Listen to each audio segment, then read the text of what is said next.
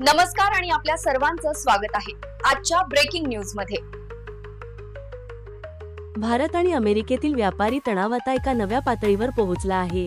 अमेरिकेने भारतावर 50% पर्यंत नवीन टॅरिफ लावले, ज्यामुळे दोन्ही देशांमध्ये व्यापार युद्धाला पुन्हा सुरुवात झाली।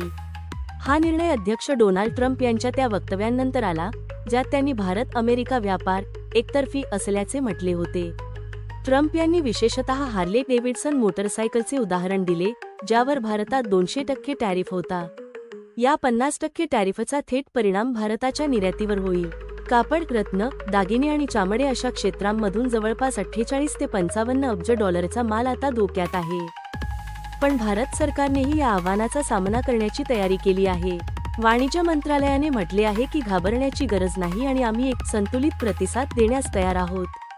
भारत सरकारने निर्यातदारांना मदत करण्यासाठी एक बहुस्तरीय योजना तयार केली आहे।